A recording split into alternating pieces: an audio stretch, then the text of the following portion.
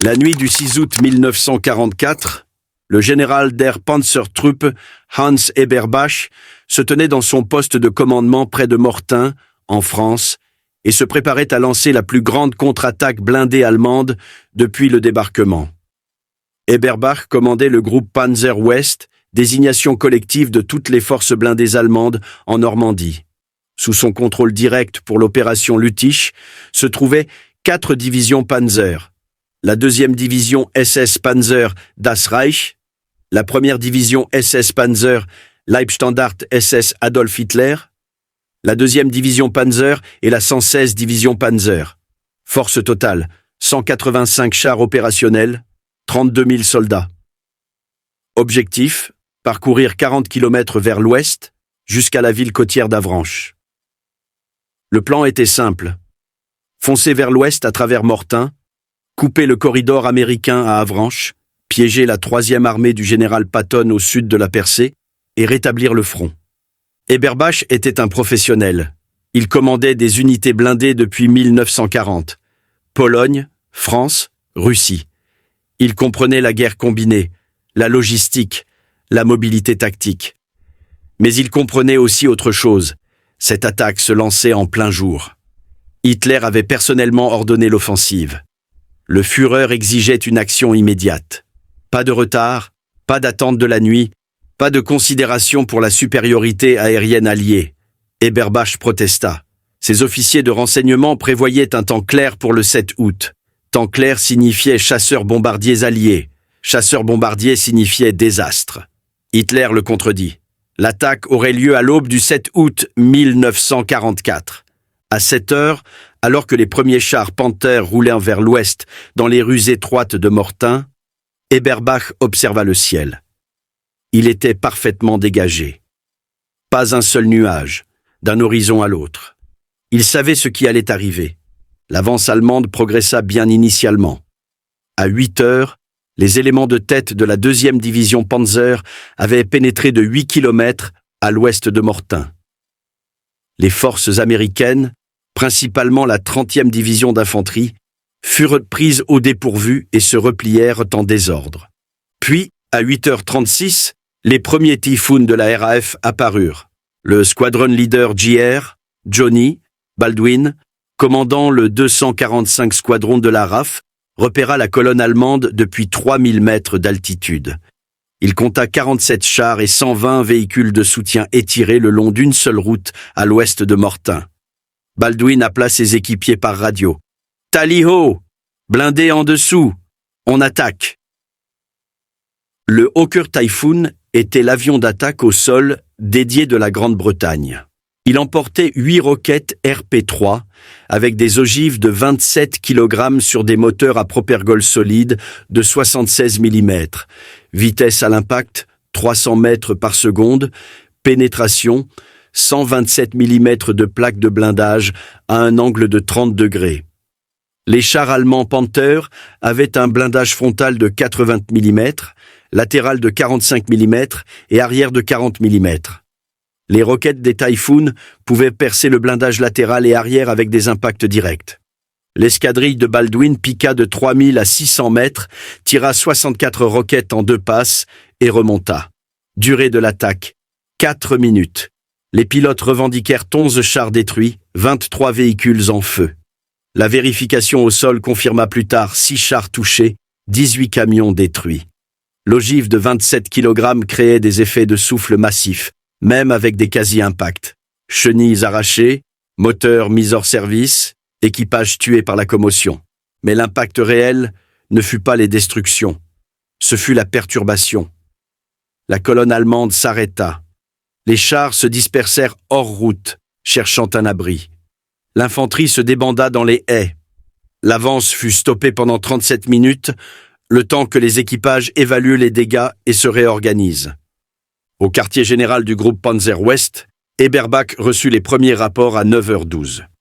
Une escadrille, 4 minutes, avance stoppée. Il vérifia à nouveau les prévisions météo. Ciel dégagé prévu jusqu'à 19h. 11 heures de jour restantes. Ce qu'Eberbach ne savait pas, ne pouvait savoir, c'est que l'attaque du squadron leader Baldwin avait déclenché un système de réponse massif. La deuxième force aérienne tactique de la RAF, commandée par l'air Marshal Arthur Mary Cunningham, attendait précisément ce moment. Le renseignement ultra, déchiffrant les communications allemandes, avait averti de l'attaque de Mortain 18 heures plus tôt. Cunningham avait prépositionné ses escadrilles. Les unités de Typhoon sur les aérodromes avancés en Normandie étaient armées, ravitaillées, les pilotes briefés. Quand le rapport de contact de Baldwin arriva à 8h38, la réponse fut immédiate. À 9h45, 83 Typhoon de 6 escadrilles étaient en l'air, convergeant sur Mortain. Le système opérationnel était à l'échelle industrielle. Chaque escadrille de Typhoon comptait 18 avions. Chaque avion emportait 8 roquettes, plus 4 canons de 20 mm avec un total de 800 obus. Chaque escadrille pouvait décoller, attaquer, revenir, se réarmer et redécoller en 47 minutes. La deuxième TAF avait 27 escadrilles de Typhoon opérationnelles en Normandie le 7 août 1944. Nombre total d'avions disponibles, 486 Typhoon. Les mathématiques étaient écrasantes. Si chaque escadrille effectuait 3 sorties par jour, estimation prudente, cela signifiait 81 sorties d'escadrille, soit 1458 sorties individuelles d'avions et 11 664 roquettes tirées en une seule journée. Contre 185 chars allemands, le ratio était de 63 roquettes par char. À 10h15, la deuxième vague frappa. 12 escadrilles, 216 Typhoon attaquèrent les positions allemandes sur un front de 15 km à l'ouest de Mortain. L'officier des opérations d'Eberbach rapporta « Tout mouvement vers l'avant a cessé. Les unités demandent la permission de se retirer vers des positions couvertes. » Eberbach refusa. Les ordres d'Hitler étaient explicites. Avancer malgré les pertes. Atteindre Avranches avant la nuit. Les chars restèrent sur les routes. Les Typhoon continuèrent d'arriver. Entre 11h47 et 15h23, une période de 3h36 minutes, la deuxième force aérienne tactique de la RAF effectua 294 sorties de Typhoon au-dessus du champ de bataille de Mortain. Ce n'était pas du harcèlement aléatoire. C'était une destruction systématique, coordonnée par des contrôleurs aériens avancés intégrés aux unités terrestres américaines. Le capitaine James Crawford, de la 30e division d'infanterie, était positionné sur la côte 314, surplombant Mortain. De son poste d'observation, à 200 mètres au-dessus de la vallée, il avait une ligne de vue directe sur les formations de chars allemands. Crawford transmettait par radio les coordonnées des cibles au contrôle de la RAF toutes les 8 à 12 minutes. Les Typhoon ajustaient leur passe d'attaque en fonction de ces mises à jour en temps réel. Le résultat fut une précision dévastatrice. Les chars allemands ne pouvaient se cacher.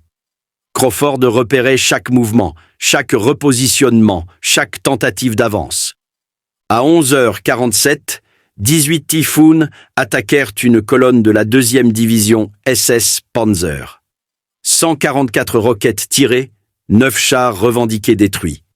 À 12h23, 24 Typhoon frappèrent une zone de rassemblement de la 1re division SS Panzer. 192 roquettes, plus 13 tonnes de bombes. 12 chars revendiqués détruits. À 13h08, 30 Typhoon attaquèrent la 2e division Panzer près de Saint-Barthélemy.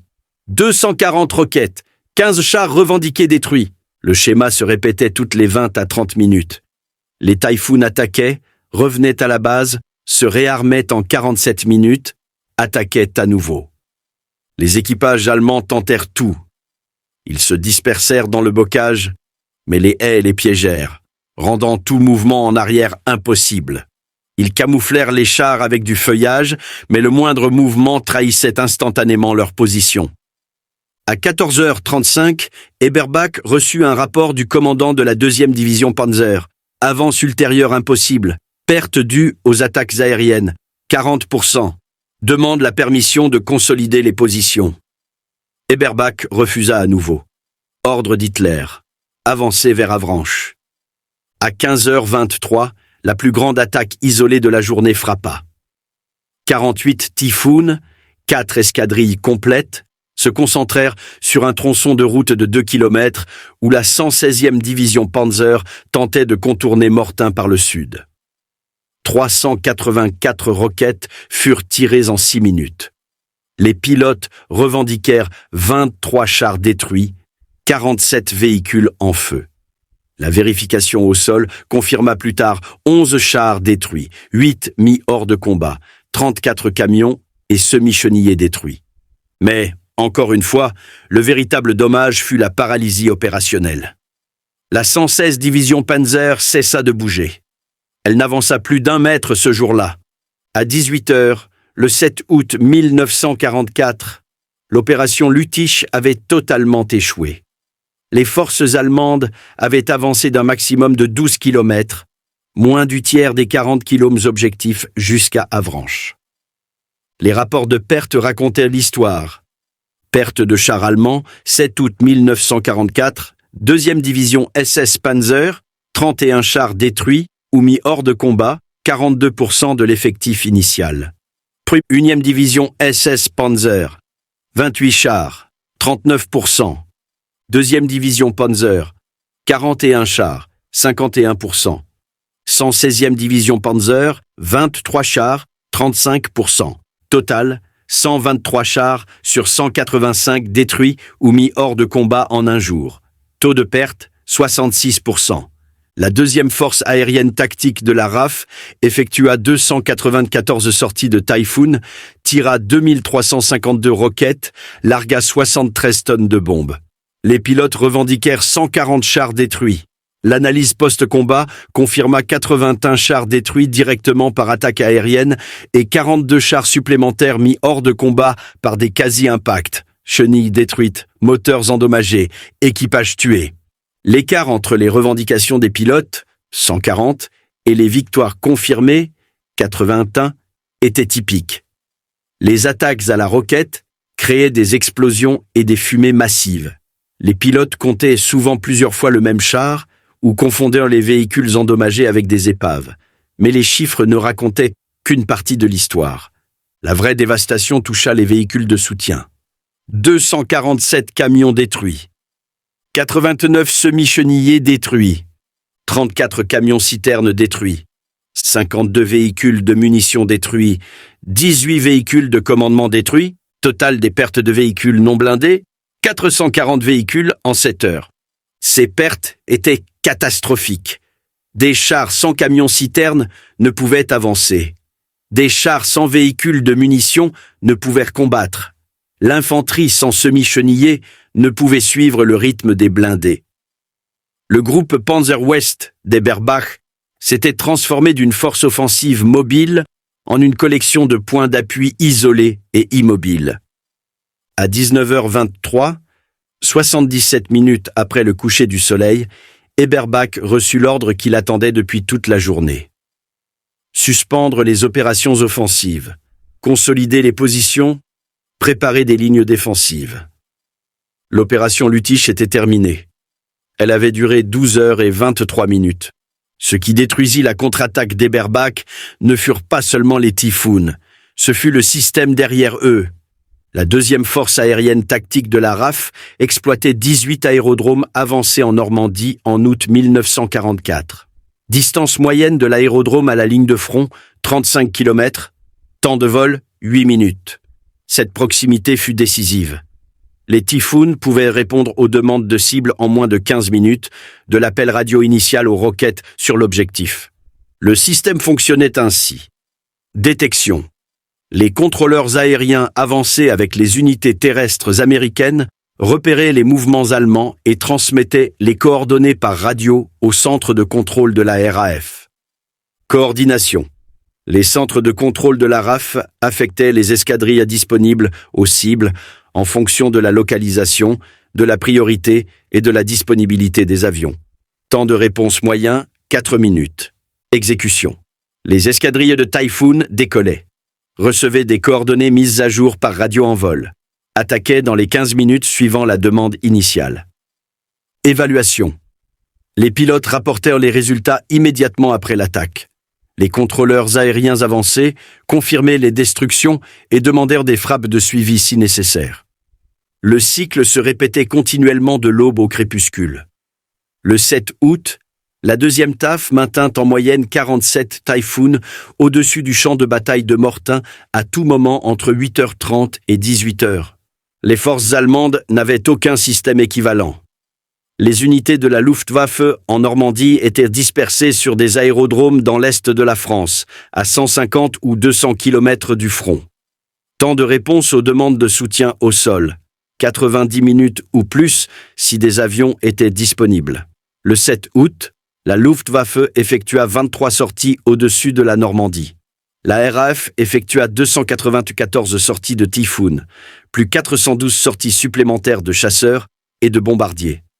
Total des sorties aériennes alliées ce jour-là, 706. Total des sorties allemandes, 23. Ratio, 31 pour 1. Mais même ces chiffres minimisaient la disparité. Les avions alliés opéraient en toute liberté. Aucun chasseur allemand ne les contestait. Aucune batterie de DCA ne survivait assez longtemps pour compter. Les avions allemands opéraient sous une menace constante. Les chasseurs alliés patrouillaient au-dessus des aérodromes allemands, abattaient les avions de la Luftwaffe au décollage et à l'atterrissage, détruisaient les appareils au sol. Le ciel appartenait complètement aux Alliés. La contre-attaque de Mortain échoua parce qu'Eberbach avait 185 chars face à un système qui pouvait déployer 486 Typhoon en une seule journée. Mais pourquoi cette disparité existait-elle? La réponse était la capacité industrielle. Spécifiquement, la capacité de produire en série des armes complexes. En 1944, la Grande-Bretagne produisit 26 461 avions. L'Allemagne en produisit 39 807, soit 50% de plus. Mais l'Allemagne combattait sur 3 fronts. Le front de l'Est contre l'Union soviétique, le front de l'Ouest contre la Grande-Bretagne et les États-Unis, et le front méditerranéen contre les forces alliées en Italie. La production aéronautique allemande devait être divisée entre 3 théâtres.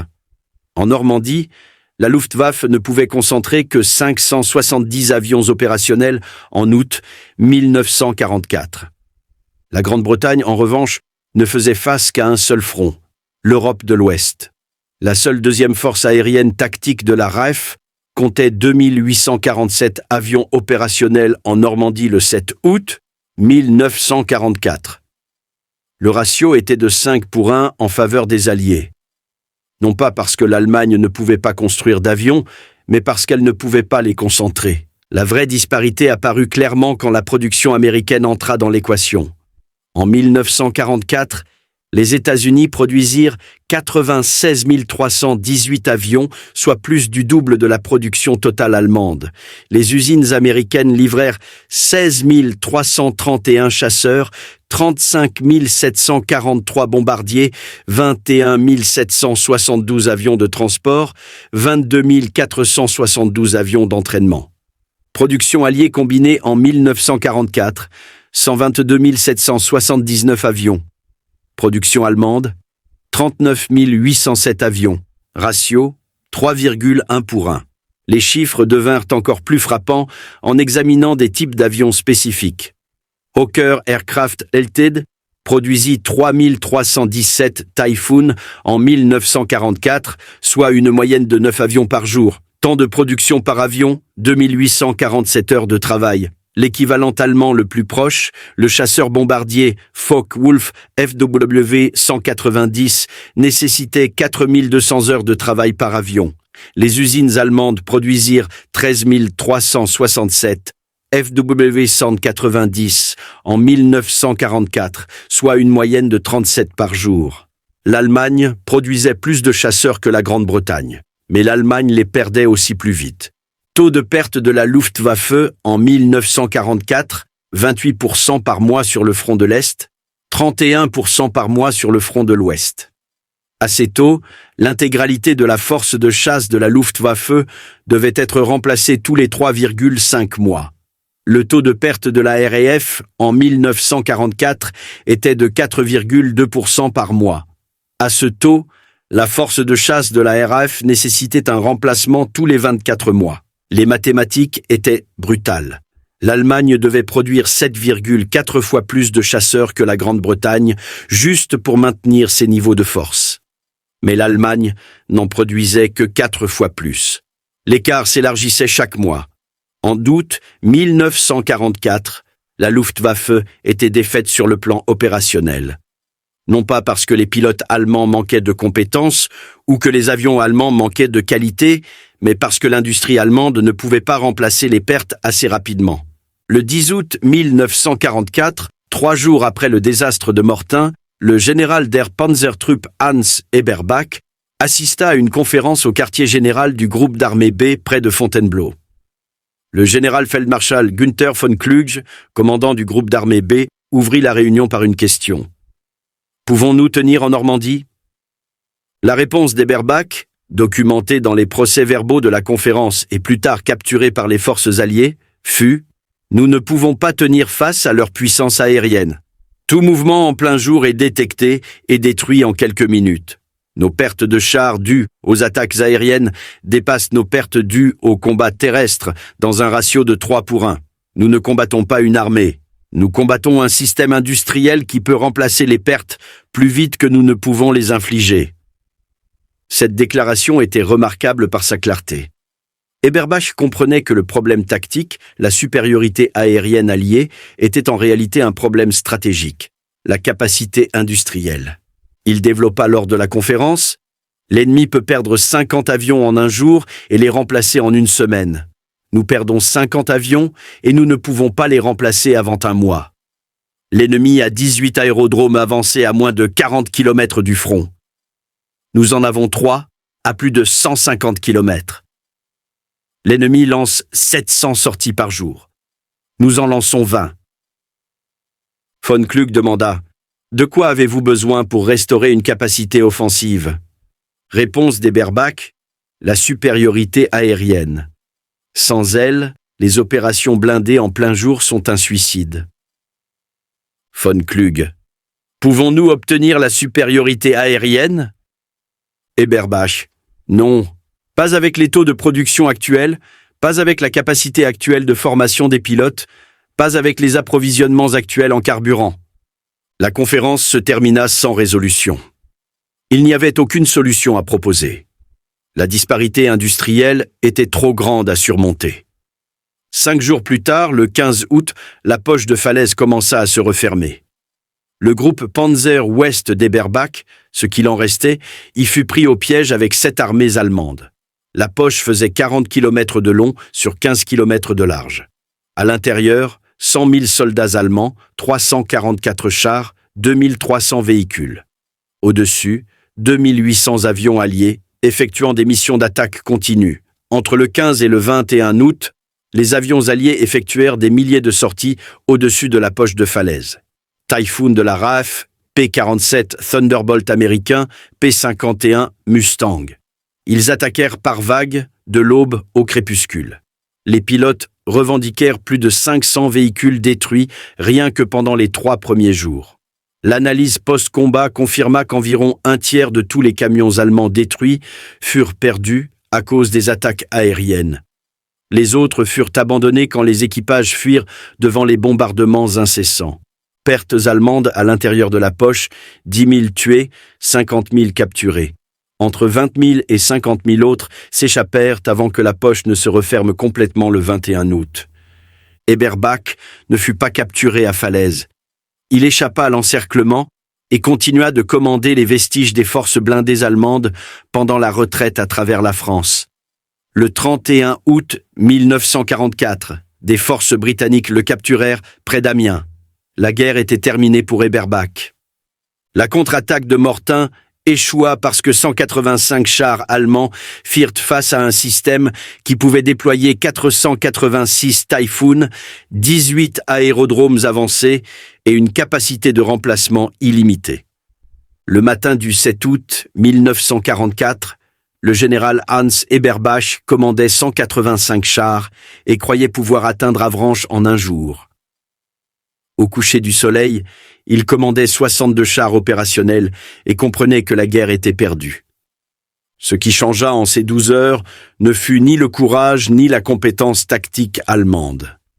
Les équipages de chars allemands combattirent avec la même détermination à 18 heures qu'à 6 heures. Ce qui changea, ce fut la prise de conscience que le courage et la compétence étaient devenus irrelevants face à un adversaire qui pouvait déployer 294 sorties de Typhoon, tirer 2352 roquettes et remplacer chaque perte en 2 semaines. La contre-attaque de Mortain prouva ce que toute la campagne de Normandie avait déjà démontré. La Seconde Guerre mondiale ne fut pas décidée sur les champs de bataille, mais dans les usines. L'Allemagne produisit 39 807 avions en 1944, une réalisation impressionnante pour une nation sous les bombes. Mais les Alliés en produisirent 167 654, soit 4,2 fois plus. L'Allemagne produisit 27 300 chars en 1944, plus qu'il n'en fallait pour équiper des dizaines de divisions Panzer. Mais les Alliés en produisirent 51 400, soit 1,9 fois plus. Les chiffres étaient insurmontables. Chaque char allemand détruit à Mortain prenait 34 jours à remplacer. Chaque avion allié perdu prenait 11 jours à remplacer. Assez tôt, l'Allemagne ne pouvait pas gagner. Elle ne pouvait que retarder l'inéluctable. Eberbach survécut à la guerre. Il fut libéré de la captivité britannique en 1948, retourna en Allemagne et vécut jusqu'en 1992, 48 ans après Mortain. Dans ses mémoires d'après-guerre, il écrivit à propos du 7 août 1944 « Nous avons perdu la bataille en 7 heures, mais nous avions déjà perdu la guerre dans les usines. Nous ne le savions juste pas encore. » La leçon de Mortain ne porte pas sur la tactique ou la technologie. Elle porte sur la capacité industrielle. Les guerres sont gagnées par le camp qui peut construire plus, remplacer plus vite et supporter les pertes plus longtemps. En 1944, ce camp était celui des Alliés. Les usines avaient déjà décidé de l'issue. Les batailles n'en furent que la confirmation.